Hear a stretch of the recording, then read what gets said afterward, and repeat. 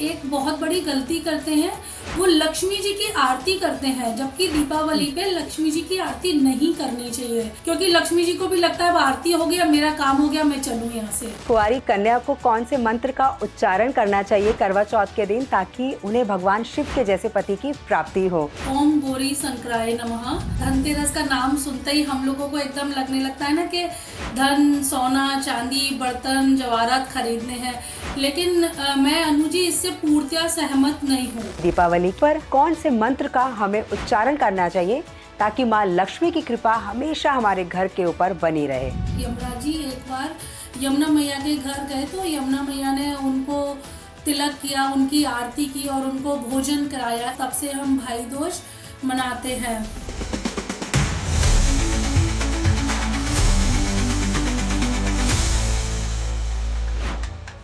नमस्कार, सोल सूत्रा बाय रेखा पॉडकास्ट में आपका स्वागत है और मैं हूं आपके साथ अनु वर्मा। आज इस पॉडकास्ट में बात होगी करवा चौथ की, धनतेरस की, छोटी दीपावली की और बड़ी दीपावली की।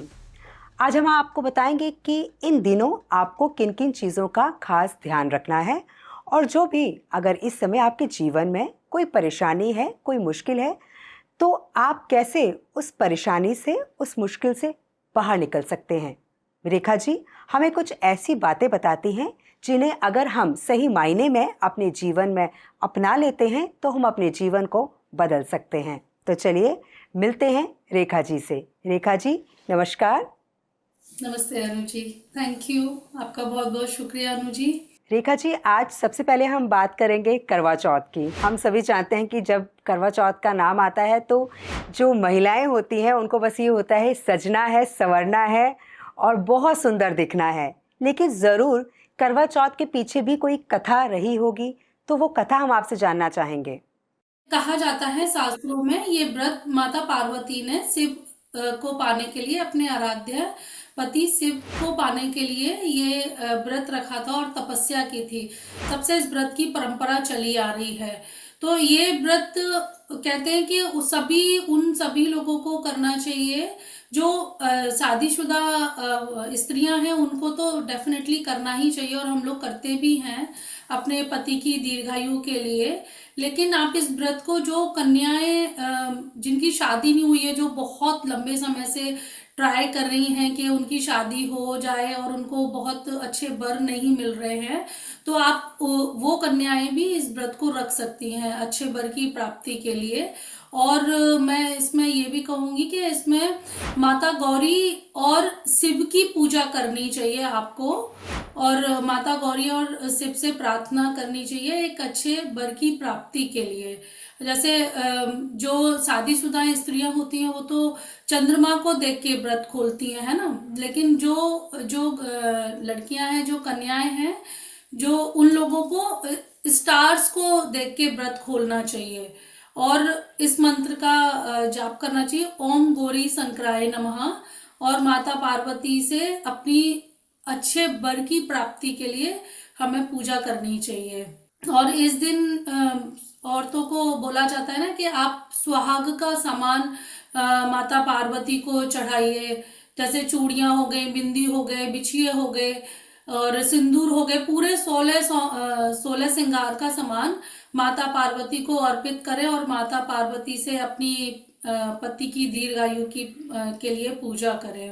रेखा जी तो ये तो आपने बहुत सही बताया कि कुंवारी कन्या को कौन से मंत्र का उच्चारण करना चाहिए करवा चौथ के दिन ताकि उन्हें भगवान शिव के जैसे पति की प्राप्ति हो। करवा चौथ के बाद अब आगे बढ़ते हैं और बात करते हैं धनतेरस की। जब धनतेरस का नाम आता है तो सबके मन में यह ख्याल आता है कि इस बार धन की वर्षा होगी, माँ लक्ष्मी जो है हमारे ऊपर प्रसन्न होंगी, हमारे घर में जो है धन, धान्य और सुख समृद्धि की बरसात होगी। इसके बारे में कुछ बताइए कि कैसे हम माँ लक्ष्मी को प्रसन्न कर सकते हैं और धनतेरस के पर्व को और अधिक महत्वपूर्ण बना सकते हैं।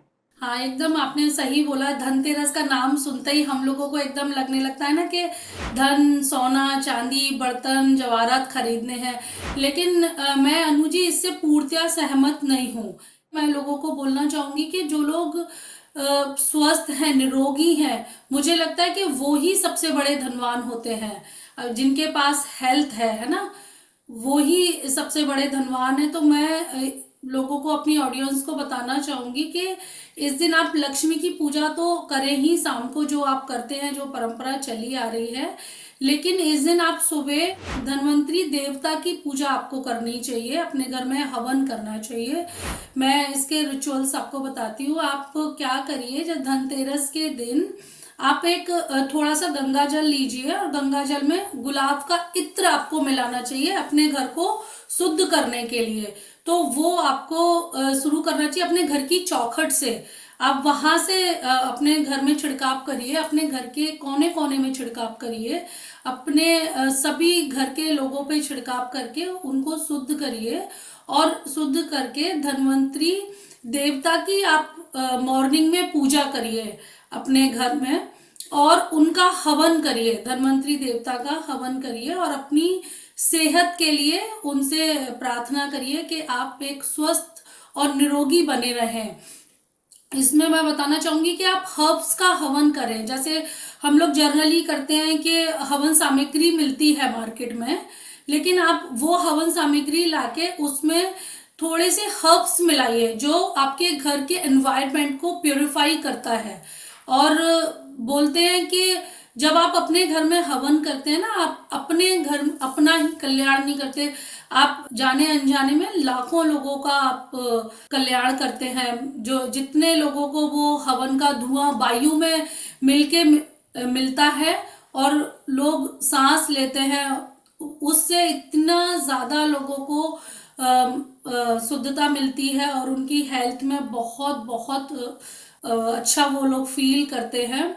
तो हवन हम्म। की सामग्री बताना चाहूंगी अनु जी। आप क्या करेंगे, जो हवन की नॉर्मल सामग्री लेते हैं आप वही सामग्री लाएं मार्केट से, लेकिन उसमें थोड़ा सा हर्ब्स मिलाइए। जैसे नीम आप मिलाइए। जैसे अब मैं तो यूके में रहती हूँ तो यहाँ नीम के पेड़ नहीं होते हैं, तो मैं उन लोगों को बोलना चाहूंगी आप उसमें नीम का पाउडर यहाँ सुपर स्टोर से मिल जाता है, आप उसी सामग्री में नीम का पाउडर मिलाइए। आप जायफल उसमें मिलाइए और कपूर को एकदम क्रश करके, ऐसे उसमें कहते हैं ना अपनी एनर्जी मिल जानी चाहिए, उस सामग्री से आप हवन करिए। उससे आपके घर को प्योरीफाई वो करता है। और बोलते हैं ना कि जितने मतलब काफी समय से लोग जिनके घर में बीमारियां हैं, और उन लोगों के लिए भी ये बहुत ही कारगर साबित होता है ये हवन।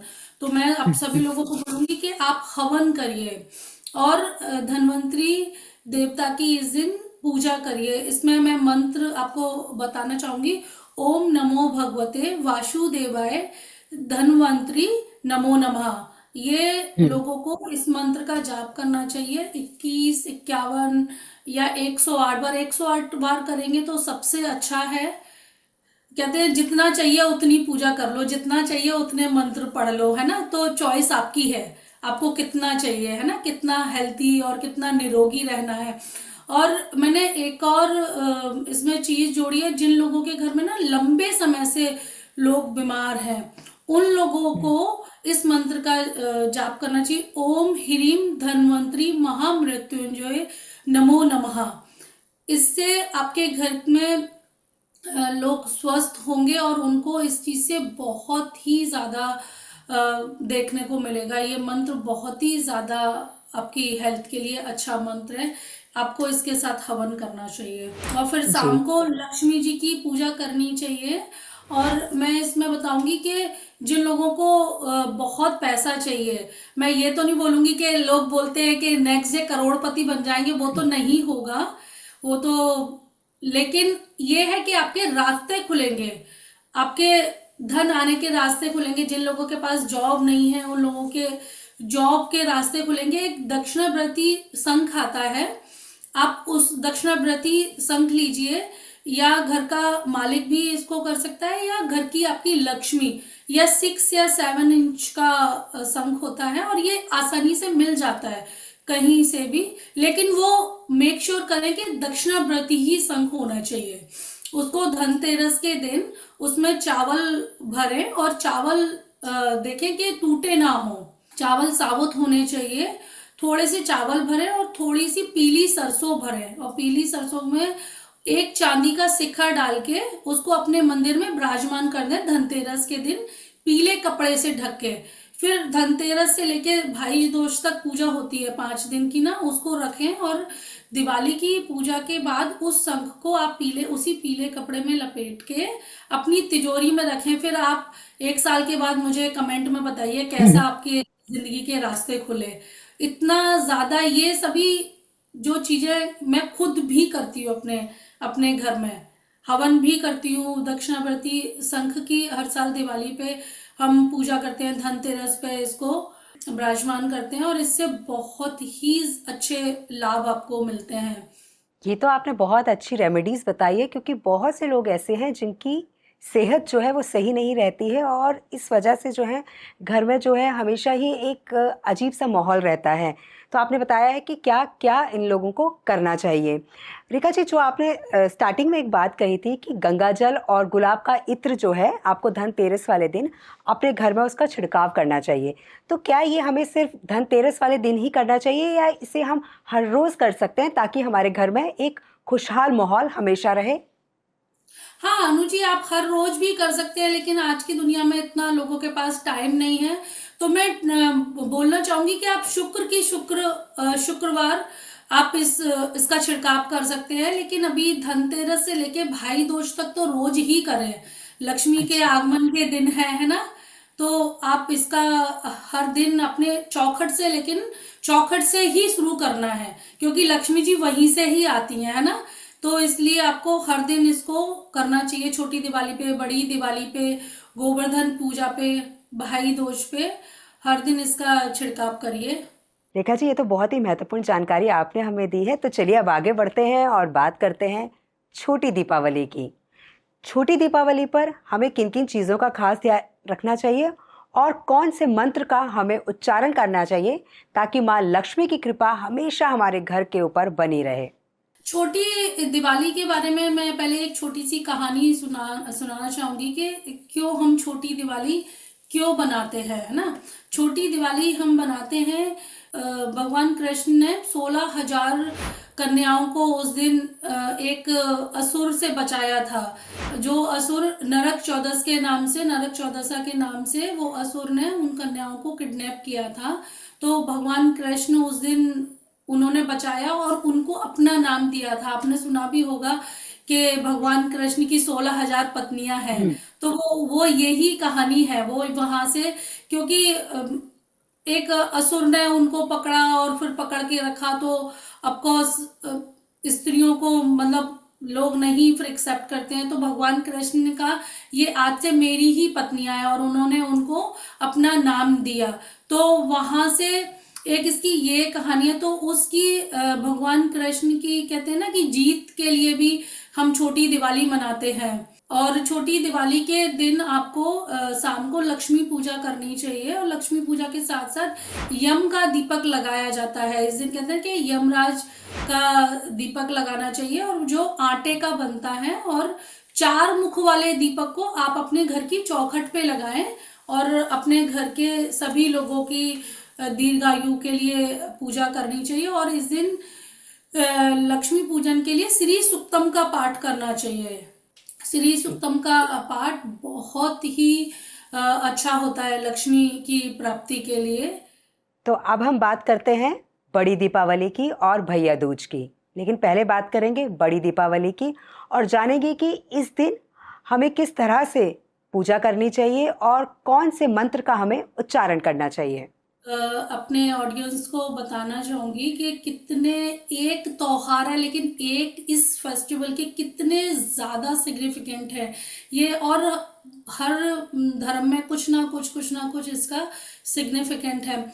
जब 14 साल के बाद राम जी वनवास से लंका पे विजय प्राप्त करके जब अपने अयोध्या लौट रहे थे सीता जी के साथ, तब अयोध्या वासियों ने बड़ी इस चीज की खुशी मनाई, क्योंकि भैया 14 साल के बाद राम जी लौट रहे थे, और अपने अपने घर को, गलियों को, कोने को, चौक को, सबको उन्होंने बहुत सजाया और दीपक से जगाया। सभी जगह जगह, कोने कोने तक में उन्होंने दीपक लगाए, तब से हम दीपावली मनाते हैं राम जी के लौटने की खुशी में। मैं इसमें एक कहानी और जोड़ना चाहूंगी। समुद्र मंथन के समय पे जब असुर और देवता लोग जब मंथन कर रहे थे, तो अमृत के साथ वहां बहुत सारे रत्न भी निकले थे, और उन रत्नों में से महालक्ष्मी प्रकट हुई थी। वो महालक्ष्मी प्रकट हुई थी उन रत्नों में से। तो तभी से माँ लक्ष्मी के जन्म उत्सव के रूप में हम दिवाली मनाते हैं, और इसलिए इतना माँ लक्ष्मी की उस दिन पूजा की जाती है, क्योंकि वो माँ लक्ष्मी का जन्म उत्सव होता है। और इस दिन भी मैं कहती हूँ कि इस दिन भी लोगों को शाम को महालक्ष्मी की पूजा करनी चाहिए और श्री सूक्तम का पाठ करना चाहिए। और मैं एक और चीज बताना चाहूंगी अनु जी, ये अमावस्या की रात को हम दिवाली बनाते हैं। ऐसा माना जाता है कि ये पूरे साल की सबसे डार्केस्ट नाइट होती है।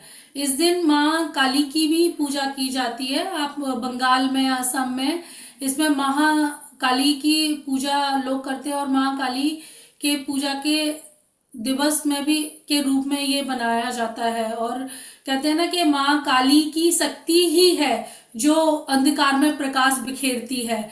इसलिए माँ की शक्ति की भी पूजा करनी चाहिए। मैं बताना चाहूंगी कि इस दिन माँ काली के जप करने चाहिए आपको रात को बैठ के।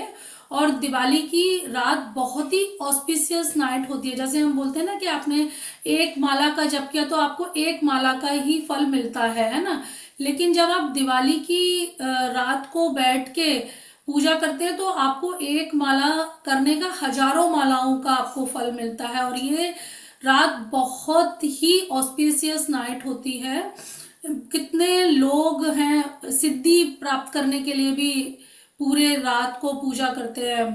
इसलिए इस रात को लोगों ने जैसे बना के रखा हुआ है कि लोग इस दिन ताश खेलते हैं और ये सब उल्टी सीधी चीजें करते हैं। मैं कहती हूँ वो ना करके, वो करने के लिए तो हर दिन पड़ा हुआ है, लेकिन आप दिवाली की रात पे आप जितनी ज्यादा जप और पूजा कर सकते हैं आपका उतना ही कल्याण होगा। तो मैं चाहूंगी, बताना चाहूंगी ऑडियंस को कि इस रात को आप ऐसे ही ना गवाएं। इस रात को बैठ के मैं खुद भी इस रात में पूरी रात पूजा करती हूँ, जितनी रात तक जग सकती हूँ। माँ लक्ष्मी के जप करती हूँ, श्री सूक्तम का पाठ करती हूँ। और इसमें माँ लक्ष्मी की पूजा में आपको श्री सूक्तम का पाठ तो करना ही चाहिए। महालक्ष्मी गायत्री मंत्र होता है उसका आपको पाठ करना चाहिए। जितनी रात तक आप बैठ के कर सकते हैं आराम से पूरी रात बैठ के इसका जप करिए। और हम इस दिन ना माँ लक्ष्मी के लिए एक, कहते हैं धन प्राप्ति के लिए एक पोटली भी बनाते हैं। उस पोटली में आप 7 कौड़ियाँ डालें। और गोमती चक्र की पूजा बहुत ही जरूरी होती है।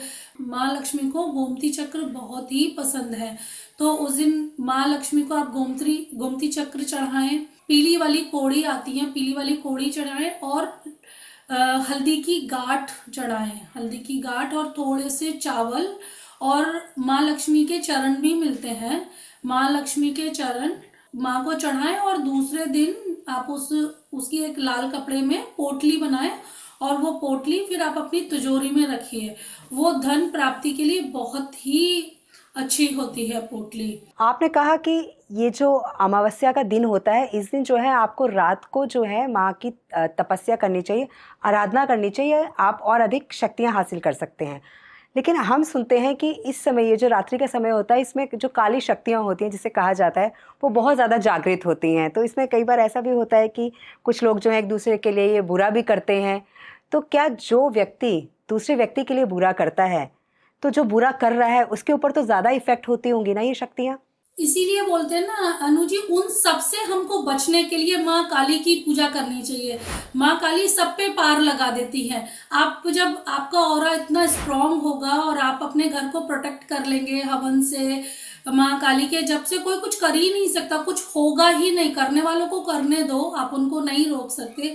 बोलते हैं ना कि बारिश हो रही है तो आप बारिश को रोकना आपका काम नहीं है, आप उसको नहीं रोक सकते। लेकिन अपने घर की छत को आप रिपेयर, अगर वो लीक कर रही है तो आप उसको कराना आपके कंट्रोल में है, उसको रिपेयर कराना। तो जो लोग कर रहे हैं उनको करने दो, उनको तो हम्म। उनके ऊपर किसी का कोई कंट्रोल नहीं है, लेकिन आप अपने ऑरा को, अपने घर को इतना ज्यादा प्रोटेक्ट कर लो कि कुछ हो ही ना। इसीलिए बोलते हैं ना कि उस रात को माँ काली की पूजा जरूर करनी चाहिए, और माँ का कवच भी पढ़ना चाहिए। माँ काली का कवच और काली स्तोत्रम भी होता है, उसका भी आपको जाप करना चाहिए, और सरसों के तेल के दीपक लगाने चाहिए। हम्म। वो माँ काली के होते हैं, और इस दिन अपना एक दीपक पितरों के नाम से भी आपको लगाना चाहिए। और ऐसा भी माना जाता है कि तिल के तेल का दीपक आपको पीपल के पेड़ पे लगाना चाहिए अपने पितरों के लिए। अगर जो लोग, जिन लोगों के पास पीपल के पेड़ नहीं होते हैं, जैसे अब मैं यूके में रहती हूँ, हमारे यहाँ तो पीपल के हम्म। पेड़ होते ही नहीं है, तो आप उसको जल प्रवाह भी कर सकते हैं दीपक को। तो जब आप पूजा करने बैठेंगी बड़ी दीपावली पर, तो जो आप आरतियां करते हैं उसमें इस बार आप काली माता की भी आरती शामिल कीजिए, उनकी भी आराधना कीजिए। आपने एक अच्छा मुझे याद दिलाया, मैं बल्कि बताना भी चाहती थी कि आरती, इस दिन लोग एक बहुत बड़ी गलती करते हैं, वो लक्ष्मी जी की आरती करते हैं, जबकि दीपावली पे लक्ष्मी जी की आरती नहीं करनी चाहिए। थैंक यू याद दिलाने के लिए।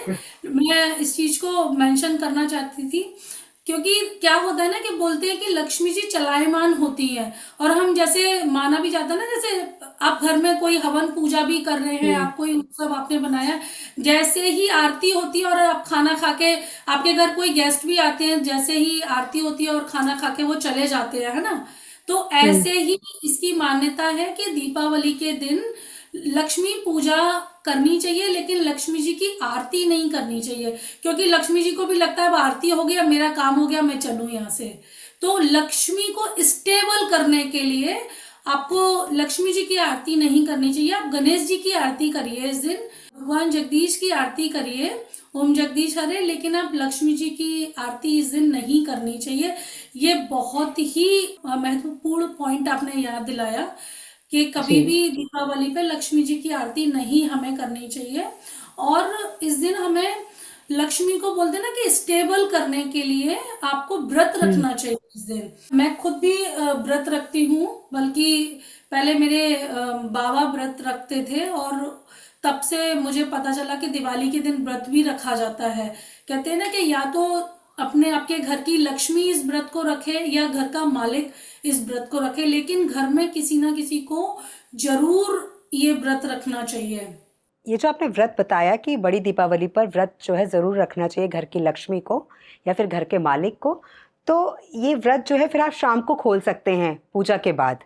हाँ, शाम को लक्ष्मी पूजा के बाद आप आराम से पूरा खाना खा सकते हैं, आप व्रत खोल सकते हैं, लेकिन आपको पूरा दिन इस चीज का, माँ लक्ष्मी को स्टेबल करने के लिए, पूरे साल कहते हैं ना लक्ष्मी चलायमान है, वो तो चले जाती हैं, तो जी। उनको स्टेबल करने के लिए आपको ये व्रत रखना चाहिए। ये बहुत ही महत्वपूर्ण व्रत होता है लक्ष्मी को स्टेबल करने के लिए।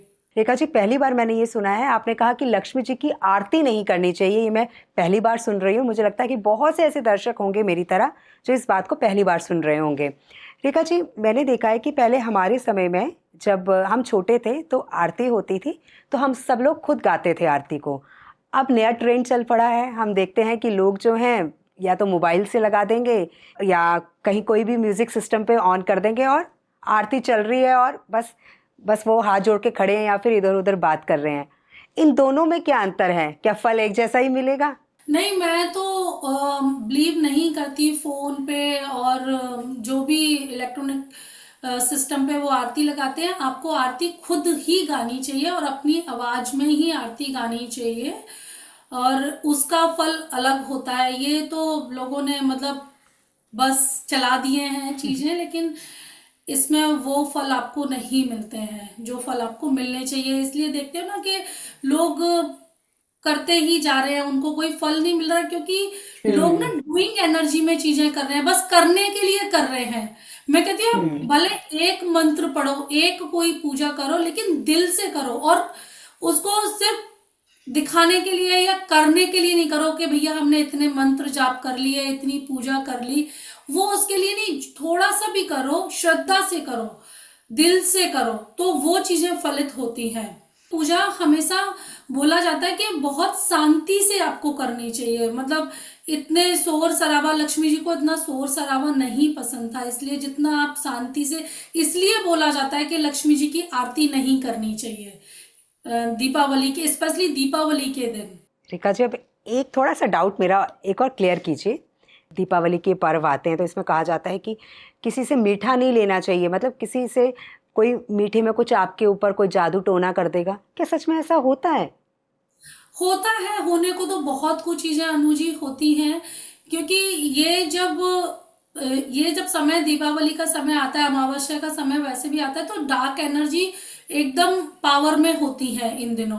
तो इसलिए मना किया जाता है कि आप मत लो किसी से मीठा, तो अच्छा है, अपने आप को प्रोटेक्ट रखो।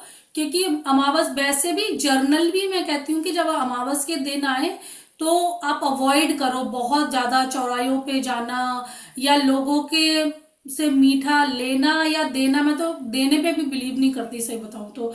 उन दिनों को थोड़ा अवॉइड करो, जो 2-4 दिन आते हैं ना अमावस के आसपास के, उन दिनों में अपने घर में ही आप अपने हवन करिए, अपनी पूजा करिए और अपने आप को प्रोटेक्ट करिए।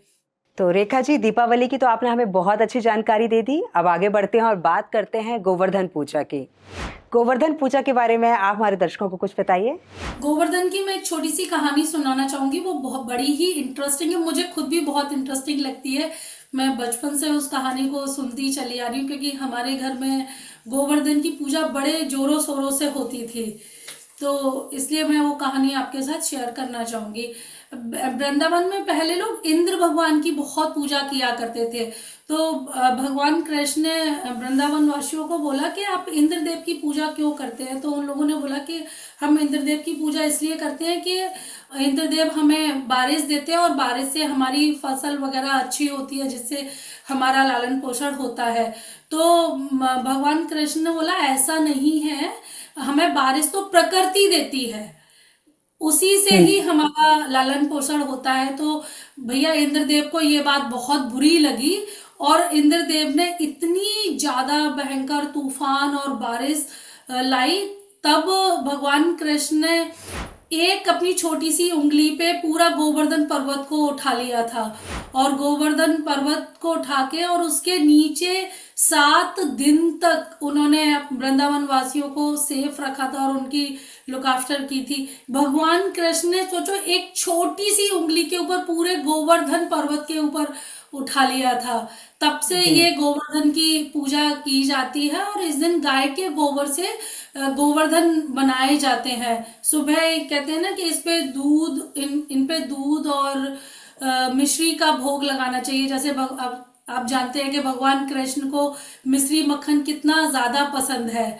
तो सुबह गोवर्धन बना के, गाय के गोबर से गोवर्धन बनाना चाहिए और मक्खन मिश्री का भोग लगाना चाहिए, और शाम को गोवर्धन की फिर से पूजा होती है। और उस दिन अन्नकूट का बहुत महत्व है, सब चीजों को मिला के उसका अन्नकूट बनता है और उसका भगवान को भोग लगाना चाहिए और गोवर्धन महाराज को खुश करना चाहिए।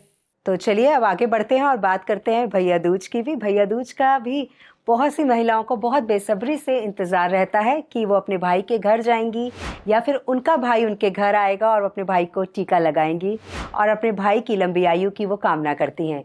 तो इस दिन हमें किन किन चीज़ों का खास ध्यान रखना चाहिए रेखा जी? क्या हमारे दर्शकों को पता है, यमराज जी यमुना मैया के भाई थे, और जब यमराज जी एक बार यमुना मैया के घर गए तो यमुना मैया ने उनको तिलक किया, उनकी आरती की और उनको भोजन कराया। इस चीज से यमराज जी इतने ज्यादा प्रभावित हुए और उन्होंने तभी ये वरदान दिया कि इस दिन जो भी बहन अपने भाई को तिलक करेगी, उसकी आरती करेगी और उसको भोजन कराएगी, उसकी भाई की आयु लंबी होगी और उसको समृद्धि मिलेगी। तब से भाई दूज का प्रचलन चला आ रहा है और तब से हम भाई दूज मनाते हैं।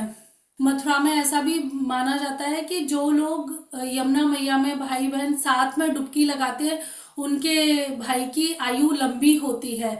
मैं ये और बताना चाहूंगी कि इस दिन को भाई बहन के प्रेम का उत्सव माना जाता है। इसलिए बोला जाता है ना कि भाई दूज के दिन भाई को अपनी बहन के घर जरूर जाना चाहिए और अपनी बहन से तिलक कराना चाहिए। इसका बहुत महत्व है। और इस दिन ऐसा भी माना जाता है कि भाई को ही अपनी बहन के घर जाना चाहिए। जैसे रक्षाबंधन पे तो हम कहते हैं कि बहनों को घर आना चाहिए, लेकिन भाई दूज पे ऐसा माना जाता है कि आपको भाई को ही जाना चाहिए। लेकिन मैं हम्म। कहती हूँ कि चलो आजकल इतना बिजी है, भाई भी बिजी हैं, बहनें भी बिजी हैं, भाई बहन के घर आए या बहन भाई के घर आए, कुछ भी करके मुझे तो लगता है मिल लेना चाहिए और ये जी। उत्सव बनाना चाहिए। उत्सव बनाना बहुत जरूरी है। जरूरी नहीं है कि भाई बहन के घर जाए या बहन भाई के घर जाए, भाई बहन का मिलना बहुत जरूरी है, इस उत्सव को बनाना बहुत जरूरी है। तो ये उत्सव मनना चाहिए भाई बहन का। जी, और रिश्ते में मिठास रहनी चाहिए, बस ये सबसे ज़्यादा ज़रूरी होता है हर रिश्ते में। जी। रेखा जी, वैसे तो आपके पास बहुत सारी डिग्रियां हैं, लेकिन अब आपने एक और डिग्री ले ली है, और वो है आकाशिक रिकॉर्ड की। आकाशिक रिकॉर्ड क्या है? ये मुझे लगता है कि बहुत बड़ा कॉन्सेप्ट है, इसको तो पूरा तो हम इस पॉडकास्ट में नहीं समझ पाएंगे, लेकिन थोड़ा सा आप हमें बता दीजिए कि ये क्या है। आकाशिक रिकॉर्ड एक ऐसी डिवाइन लाइब्रेरी है जो जहां आपके सोल के बारे में पूरा लिखा जाता है, आपकी इस पूरी सोल की जर्नी लिखी जाती है, आपके पास्ट कर्मों में जितने भी आपने जीवन लिए हैं, जितने भी आपने जीवन लिए हैं, वो सब आपके आकाशिक रिकॉर्ड में लिखे जाते हैं। सब लेखा जोखा आपका वहाँ होता है। कहते हैं ना कि आपकी सोल का ब्लूप्रिंट होता है आकाशिक रिकॉर्ड, जिसको खोल के आप पता कर सकते हैं कि आप अपने पास्ट लाइफ में ऐसा क्या करके आए हैं जो आपकी लाइफ में आप कितनी बार एक तरह की प्रॉब्लम बार बार रिपीट होती जा रही है, बार बार रिपीट होते जा रही है, आपको पता ही नहीं चल रहा है कि क्यों हो रही है। तो वो आप आकाशिक रिकॉर्ड आप खोल के देख सकते हैं। कितनी बार आप देखते हैं कि कितने लोगों के घर में बच्चे disable, generation to generation disable पैदा हो रहे हैं। तो आप आकाशिक रिकॉर्ड को खोल के देख सकते हैं कि वो ऐसा क्यों हो रहा है, आप ऐसा अपना पास्ट लाइफ में क्या करके आए हैं, कौन सा ऐसा कर्मा करके आए हैं जिसकी वजह से आपको इस प्रॉब्लम का सामना करना पड़ रहा है। अभी थोड़े दिन पहले मेरी एक क्लाइंट थी दुबई में, मैंने उनका आकाशिक रिकॉर्ड खोला तो उनकी फैमिली में प्रॉब्लम था कि उनके घर में औरतों को इज्जत नहीं दी जाती थी। और उन्होंने मेरे से पूछा कि मेरी शादी क्यों नहीं है, अच्छी खासी बहुत सुंदर थी, वो हैं बहुत सुंदर हैं और बड़ी पढ़ी लिखी और बहुत अच्छा जॉब कर रही हैं, लेकिन कह रही है कि बस इतने रिश्ते आते हैं और बात पहुंचती है, लगता है कि अब हो जाएगी, लेकिन फिर नहीं होता है। और कितने सालों से ये मतलब पैटर्न रिपीट हो रहा है मेरी जिंदगी में। लेकिन मेरी शादी में प्रॉब्लम है, तो उन्होंने मुझसे बोला, तो फिर मैंने उनको सजेस्ट किया कि आप अपना आकाशिक रिकॉर्ड खुलवाएं। हम आकाशिक रिकॉर्ड में मास्टर्स से कनेक्ट करते हैं और उनकी क्लाइंट की पास्ट लाइफ में जाके देखते हैं कि क्या प्रॉब्लम हुआ था। लेकिन मास्टर्स आपको वो बताते हैं जो जिस समय आपको जिस चीज की जरूरत होती है। तो उनके मैंने वो मास्टर से जब कनेक्ट किया तो मास्टर से मुझे बताया इनकी फैमिली में कर्ज है, और वो कर्ज किसने दिया है, वो कर्ज इनकी चाची ने दिया है। सोचो, इतना तक पता चल जाता है। तो फिर मैंने मास्टर से पूछा कि उनकी चाची ने क्यों कर्ज दिया है। आप अनु जी यकीन करिए, मुझे उनके बारे में कुछ भी नहीं पता था। और वो मतलब कभी कभी आपको क्लाइंट्स के बारे में बहुत कुछ हम्म। पता होता है, मुझे उस क्लाइंट के बारे में कुछ नहीं पता था, क्योंकि वो क्लाइंट किसी ने उनको मेरे बारे में बताया होगा कि मैं आकाशिक करती हूँ, तो वो ऐसे आई थी एक क्लाइंट के थ्रू। हम्म। जो क्लाइंट आई तो उसमें पता चला उनकी चाची ने इतना ज्यादा उनके पूरे मतलब कहते हैं ना घर की सभी स्त्रियों पे कर्ज किया है। और क्योंकि क्या हुआ उनकी फैमिली में, जैसे बहुत डोमिनेटिंग वो फैमिली थी, उन वहां पे मेल बहुत डोमिनेट करते थे वुमेन्स को। हम्म। तो उन्होंने उनकी चाची को, उनके जो चाचा जी थे, इतना ज्यादा डोमिनेट किया। और मतलब उनकी मम्मी से भी वो बहुत डोमिनेट हुई, अपनी सास से भी बहुत डोमिनेट हुई। तो और वो इतनी बीमार रहने लगी और वो बीमारी उनको कैंसर में बदल गई थोड़े दिन में। जी। इस हाँ, और कैंसर से उनकी डेथ हो गई और बहुत ही छोटी उम्र में उनकी डेथ हो गई थी, 45 ईयर्स की। सोचो, 45 ईयर्स की उम्र में उनकी डेथ हो गई थी। और वो सोचो, मैंने वो फिगर आकाशा में देखा। मैंने उनको बताया कि एक लेडी मुझे नजर आ रही है जो कह रही हैं कि आपके ऊपर कर्स है। तो फिर मैंने उनको बताया कि उनका ये मतलब इस तरीके की है, ये फेस उनका मुझे नजर आ रहा है और वो इतनी पतली है और फेस। तो उन्होंने मतलब वो मेरी क्लाइंट इतनी सरप्राइज हो गई और उन्होंने बोला ये मेरी चाची हैं। फिर मैंने उनको बोला कि उनके पेट में मुझे नजर आ रहा है कि उनके पेट में कैंसर हुआ था और वो कैंसर की वजह से उनकी डेथ हुई है। तो वो एकदम सरप्राइज हो गई, कह रही आपको कैसे पता कि कैंसर की वजह से डेथ हुई है। मैंने कहा ये मास्टर सब कुछ बताते हैं। तो उसके आकाशिक रिकॉर्ड में ये तक पता चला कि फिर उसने बोला कि हमें ये भी सिखाया जाता है अगर अगर कोई स्पिरिट आपको आके कनेक्ट करती है तो आप उस स्पिरिट को लाइट में भेज सकते हैं, लेकिन उस स्पिरिट से आपको पूछना पड़ता है कि आप लाइट में जाना चाहते हैं, लेकिन आप उनको जबरदस्ती नहीं भेज सकते। अगर वो लाइट में जाना चाहते हैं तभी आप जाएंगे। तो मैंने उनकी चाची से पूछा कि आप जाना चाहेंगी लाइट में, मैं आपको भेज सकती हूँ, मास्टर से रिक्वेस्ट कर सकती हूँ। कहती मैं नहीं जाऊंगी, मैं इस फैमिली को बर्बाद करके ही जाऊंगी। तो मैंने कहा कि इतना आप ऐसे क्यों बोल रहे हो, आप ये लोग माफी मांग रहे हैं। और तो वो जो लड़की मेरे सामने बैठी हुई थी, जो मेरी क्लाइंट थी, वो मेरे सामने बैठी हुई थी, वो कह रही थी कि मैं चाची जी आपसे माफी मांग रही हूँ और आप प्लीज टूवर्ड्स दी लाइट आप चली जाइए। तो वो कहती है नहीं मैं नहीं जाऊंगी जब तक इनके घर के मेल मेरे से माफी नहीं मांगेंगे। इनके जो जिन लोगों ने मेरे ऊपर इतना प्रहार किया है, और वो कहती थी कि मैं इनसे लाइट में जाने के लिए मुझे इनका कोई एहसान नहीं चाहिए, मैं कैपेबल हूँ, मैं खुद जा सकती हूँ। आप यकीन करिए वो एकदम से ऐसे बात करते करते रेड कलर के कपड़े पहन के और वो शेर पे बैठ गई। मैं एकदम से सरप्राइज हुई और मैंने बोला कि वो बोल रही है कि उनको आपका कोई एहसान नहीं चाहिए और वो लाइट में जाने के लिए आपकी उनको कोई हेल्प नहीं चाहिए, सी इज अ कैपेबल। वो कहती है मैं कैपेबल हूँ, मैं चली जाऊंगी। फिर मैंने उनको बोला कि वो देवी की बहुत पूजा करती थी। कहती हाँ वो देवी की बहुत ही बड़ी भक्त थी और बहुत वो पूजा करती थी देवी की। तो मैंने कहा मैं वो एकदम देवी फिगर में अब मुझे नजर आ रही हैं। तो फिर मैंने वो अपने क्लाइंट को ऐसे करके बताया कि ये है।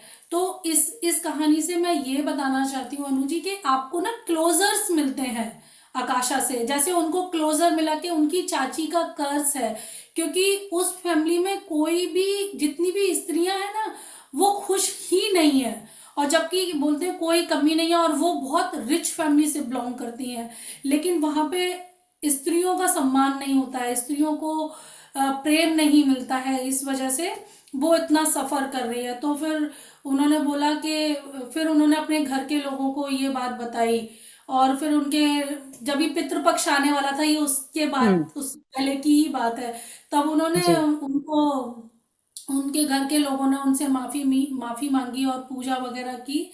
सोचो ऐसा भी होता है, इतने ज्यादा आपको क्लोजर मिलते हैं आकाशा से। तो इसलिए मैं बोलती हूँ कि अगर आपकी लाइफ में बार बार कोई भी पैटर्न रिपीट हो रहा है, जैसे आपके फैमिली में या तो डिसेबल बच्चे हो रहे हैं या फाइनेंस के लिए देखते नहीं हो कितनी पीढ़ी दर पीढ़ी लोग गरीब ही पैदा होते हैं और गरीब ही मर जाते हैं, है ना। तो वो क्या है, वो उनके कार्मिक पैटर्न है, लोगों के आकाशा के बारे में पता ही नहीं है। इसलिए मैं कहती हूँ कि अगर आपके लाइफ में सेम टाइप ऑफ प्रॉब्लम बार बार अगर रिपीट हो रही है तो आपको जरूर अपना आकाशा खोल के देखना चाहिए कि आपके ऊपर कोई कर्ज तो नहीं है, कोई ऐसा आप कर्म तो नहीं करके आए जिसका आपको अभी तक भोगना पड़ रहा है। तो हम आकाशा खोल के उनके कर्म का देखते हैं और उसको हील भी करते हैं और उनको प्रे भी देते हैं। जो हमारे क्लाइंट हैं वो अपने लिए खुद भी वो प्रे करते हैं और उनको उससे बहुत 80% तक तो मैं गारंटी लेती हूँ उनके कर्म हील होते हैं, लेकिन 20% तो ऑफकोर्स उनको भोगना ही पड़ता है। लेकिन फिर भी अगर 80% भी मैं कहती हूँ कि आपके कर्म हील हो जाएं तो कितना आपको लाभ होगा ना उस चीज से। इसलिए आकाशिक जरूर कराना चाहिए लोगों को। ये कहें कि हमारे कर्मों का लेखा जोखा हमें आकाशिक में मिलता है, हमने चाहे अच्छे कर्म किए हैं चाहे बुरे कर्म किए हैं। मुझे लगता है कि हमारे जो दर्शक हैं वो आकाशिक के बारे में और भी बहुत कुछ जानना चाहेंगे, लेकिन इसके लिए जो हमारी जो ऑडियंस है उन्हें हमारे नेक्स्ट पॉडकास्ट का इंतज़ार करना होगा। और रेखा जी, वाकई आज आपने हमें ये जो त्योहारों के बारे में जानकारी दी है, ये बहुत ही महत्वपूर्ण जानकारी दी है और मुझे लगता है कि बहुत से लोगों का इससे जो है जीवन में बदलाव आएगा, ज़िंदगी बदलेगी। हमेशा की तरह बहुत बहुत शुक्रिया रेखा जी आपका, बहुत बहुत शुक्रिया। नमस्कार।